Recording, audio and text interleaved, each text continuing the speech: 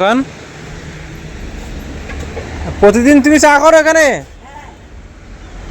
কত বছর বসছো এখানটায় দোকানদারি করছো? হ্যাঁ, 85 সাল থেকে দোকানদারি করছো? আচ্ছা আচ্ছা। সকালবেলা কটার সময় বসে এখানে? এত সকালে চলে আসেন প্রত্যেক দিন? এখন তো দেরি করে আসি। হ্যাঁ, রাস্তাটা খোলা হয়ে গেছে। আচ্ছা, 3:30 বাজে, 3:20 চলে আসি। 3:20 চলে আসতে? 85 সাল থেকে এখানে দোকানদারি করছো? বাবা, দেখতে পাচ্ছ বন্ধুরা, তো এখন মাসিমার হাতে লেকার চা খাবো। এই জায়গাটার নাম কি? Bagmari, Maniktala main road, Bagmari. ও, বাগমারি, মানিকতলা মেন রোড, বাগমারি। এই হলো চায়ের দোকান আর রাস্তা। কখনো এদিকে এখানে দাঁড়াইনি, হঠাৎ করে দাঁড়িয়েছিলাম অনেকক্ষণ। দেখি মাসিমাই সকালবেলা ভোরবেলা এই নিয়ে এত বয়স হয়ে গেছে, দোকান খুলছে। তাই ভাবলাম তাহলে একটু দোকানে দাঁড়িয়ে যাই, একটু চা খেয়ে যাই।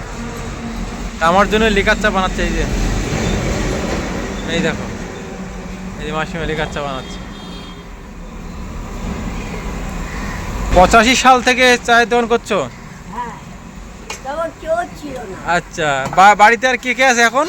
আগে ছেলের বউ, আর দুটো নাতি। আর দুটো নাতি। মাসিমার হাতে চা খেয়ে দেখি কেমন লাগে লিকার চা। অনেক পুরনো এখন চায়ের দোকান।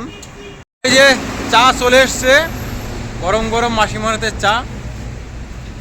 সকালবেলা এই মাসিমার দোকানে চা খেয়েই শুরু করছি দিনটা। সত্যি ভালো, খারাপ না একেবারে। মর্নিং বন্ধুরা, শুরু করছি নতুন আরও একটা দিন। তা আজকে যে ব্যক্তির হাতে চা খাচ্ছি, তা আজকে দিনটা এখান থেকে শুরু না করেই পাচ্ছি না। তোমাদেরকে দেখায় যে ব্যক্তির হাতে চা খাচ্ছি। চলো দেখায়। আগে ডিউটি সেরে বাড়ি যাচ্ছিলাম, তা এইখানে আমি একটু দাঁড়িয়েছিলাম।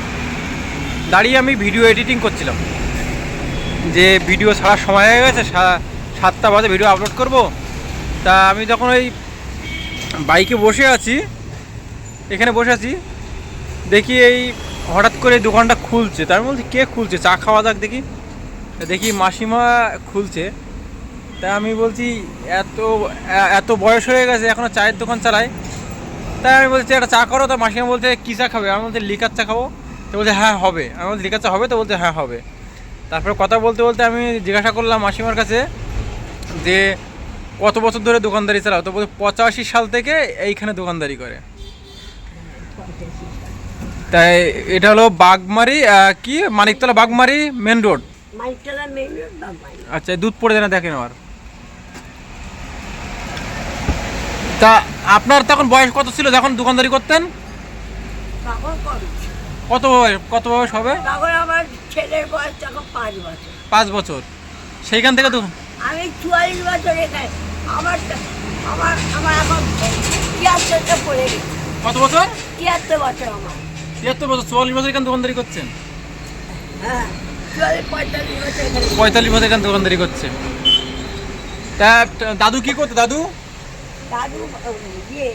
শিশু কলেজে কাজ করে। শিশু কলেজে? ওই যে শিশি তৈরি হতো না আগে, ওদের কাজ করে। ও, আর এই দোকানদারি করে আপনি সংসারে টাকা পয়সা দিতেন নাকি? হ্যাঁ, ও একটু মাথায় ছিল ভাই। ও, মানে দাদু একটু মাথা চাইবে ছিল। তা আপনি সংসার চালাতেন? আমি চালাতাম। সে সময় কিরকম ইনকাম হতো এখানে? তখন বেশি ইনকাম হতো। তখন কিরকম ইনকাম হতো? এই ভাতটা 20 পয়সা। আচ্ছা, এক কাপ চা বিক্রি হচ্ছে 20 পয়সা। 20 পয়সা। আচ্ছা আচ্ছা আচ্ছা। তখন খুব লাভ পেয়েছি, এখন অত লাভ পাওয়া যায় না। আচ্ছা আচ্ছা। আমরা দাম বাড়িয়ে দিয়েছি। আচ্ছা আচ্ছা। হয় না। ও, তা আপনি দোকানদারি করে কি কি করেছেন? বাড়ি টাড়ি সব করেছেন নাকি? হ্যাঁ, বাই করলাম, ছেলে মেয়ের বিয়ে দিলাম। আচ্ছা সবই করেছি। আচ্ছা, ছেলে মেয়ের বিয়ে দিয়েছেন, বাড়ি করেছেন, সব কিছু এখান থেকেই? আচ্ছা আচ্ছা আচ্ছা আচ্ছা। তো বন্ধুরা, দোকানটা একবার দেখায়।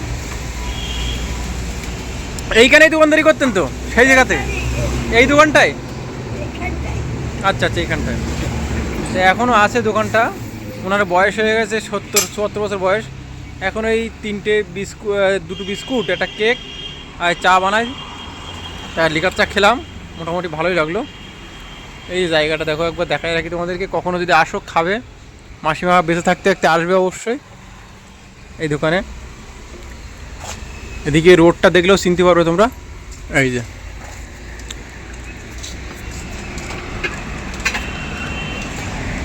এই দেখো তোমাদের দেখায়, এই যে সিগনাল আর এই যে জায়গাটা।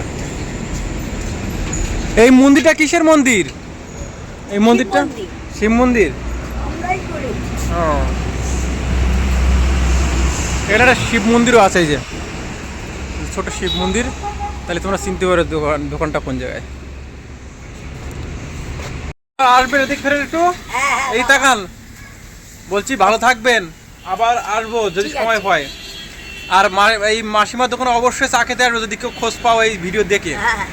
হ্যাঁ আসি, ভালো থাকবেন। এলাম, আমার ভালো লাগলো।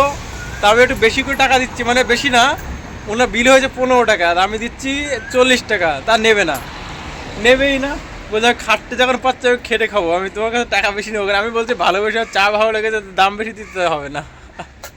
ঠিক আছে, অন্যদিন কখনো যদি আসি সময় পাই, ওনার জন্য একটা গিফট নিয়ে আসবো, যদি এখানে খুঁজে পাই আর যদি মনে থাকে আমার।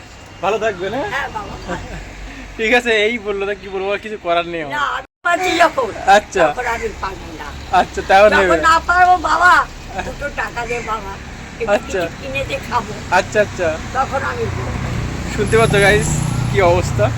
চলো, বেশ ভালো লাগলো মাসিমার সাথে আলাপ হয়ে। তোমরা অবশ্যই এসো মাসিমার দোকানে, এদিকে যদি যাও ওই পথে, আর দেখা যদি হয় অবশ্যই খাওয়া দাওয়া করে দোকানে চা খেয়ে চা মাসিমার সাথে। চলো বেড়াই এখান থেকে, এবার দেরি হয়ে যাচ্ছে অনেক। আমার দোকান থেকে চা খেয়ে সকালে ব্রেকফাস্ট করতে চলে এসেছি বৌদির দোকানে। বৌদির দোকানে ভাতটা রান্না হয়েছে আর ডাল রান্না হয়েছে। আর আজকে বৌদি দেখো, বৌদির দোকানে কেন লোক খায় আর আমি কেন আসি তোমাদেরকে দেখায় একবার। হ্যাঁ, ট্যাংরা মাছ দেখতে পাচ্ছ, একদম জ্যান্ত ট্যাংরা মাছ, সব জ্যান্ত নিয়ে আসে। ওই অন্য অন্য হোটেলে কী করে বরফের মাছ খাওয়ায়, এ মাছ খাওয়ায়, মাছগুলো কোয়ালিটি দেখেছে তো। তা আমার তো লেট হয়ে গেছে, আমি আসতে পারবো কিনা জানি দুপুরবেলা খেতে, মানে লেট না, আমি তাড়াতাড়ি এসছি আরও। আর আজকে মাসিমার দোকানে অনেক লোক আছে। এটা হলো বৌদির মা, এই যে মাছ কাটছে, দেখো কিভাবে ট্যাংরা মাছ কাটতে, দেখে নাও। হ্যাঁ, যে ট্যাংরা মাছ কাটছে, ট্যাংরা মাছ কাটা ভিডিও আলাদা। আর এদিকে আর এক বৌদিতে মাছ ছাড়াচ্ছে, আর এদিকে কাকিমা রান্না করছে, আর বৌদি দিকে রান্না করছে সবাই। আমি হলো ওই কাকিমাদের একটা, এই পুজোর সময় বা হোক, একটা সময় হোক, আপনাদের একটা শাড়ি গিফট করবো। হ্যাঁ, হ্যাঁ, আর এই চ্যানেল থেকে ইনকাম হলে তো বৌদিতে আরো কিছু দেবো। আর ইচ্ছা আছে, আমার মনে মনে চাচ্ছে, তা বলবো না ভেবেছিলাম, তো বলে ফেললাম। হ্যাঁ, দুটো শাড়ি গিফট করতে হবে দুজনকে, কাকিমা আর বৌদিকে, আর পরে আবার এই মাসিমা কাকিমাদের হবে। বৌদিদের দুটো শাড়ি দেবো, এখন একটু কম দামের শাড়ি দেবো, পরে যদি পারি ভগবান শক্তি দেয় আরও অনেক কিছু দেবো। শুধু আমাকে খাওয়িয়ে যাচ্ছে, রান্না করে করে খেয়ে যাচ্ছি। মা থাকলে মা খাওয়াতো, বউ থাকলে বউ খাওয়াতো, দোকানে খাওয়াচ্ছে, তাদের তো কিছু দিতে হবে না। তো চলো দেখি কি দেয় সকালে, এখন খাই। তা বন্ধুরা 1 ঘন্টা বসিয়ে রেখেছে, বসিয়ে লাস্টে সেই ট্যাংরা মাছ, এই যে সেই ট্যাংরা মাছ রান্না হয়েছে, তারপরে আমাকে দিয়েছে।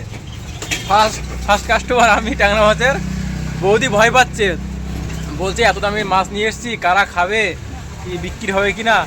তো বন্ধুরা অবশ্যই বৌদির দোকানে খোঁজ করে করে আসবে। কেন বলো তো, বৌদি সবসময় ভালো আইটেম মানুষকে দেওয়ার চেষ্টা করে। যদি ভালো ভালো কাস্টমার না আসে তাহলে উনি ভালো ভালো খাবার বানাবে কী করে। তা অবশ্যই তোমরা বৌদির দোকান যেখানে আছে খুঁজে আসবে তোমরা খেতে। যারা এই কেষ্টপুরের লোক আমার ভিডিও দেখো অবশ্যই এসে খাবে। চলো ট্যাংরা মাছটা টেস্ট করি। কাকিমা বলছি কেমন রান্না হয়েছে, টেস্টটা করো আগে। ও ট্যাংরা মাছ, এখন ট্যাংরা মাছের ঝোল খাও। বহুত দিন পরে এত বড় ট্যাংরা মাছ খাচ্ছি, কেননা যখন ঘের বাড়িতে থাকতো আমাদের দেশে তখন খেতাম আমরা এরকম, এখন এখানে পাওয়া যায় না, খুব কম। চলো খাই। একটা কত করে? 42 টাকা না, হ্যাঁ 43 টাকা করে দাম পড়েছে। হ্যাঁ 42 টাকা 85 পয়সা করে একটা পিস। বন্ধুরা, আমার তো দিনগুলো ভালোই কেটে যাচ্ছে মিষ্টি যন্ত্রণায়। তোমাদের কেমন কাটছে কমেন্ট করতে ভুলবে না। আমার দিনের যতটুকু সময় পাই ভিডিও করার, ততটুকু ভিডিও করে তোমাদের সাথে এখন শেয়ার করছি।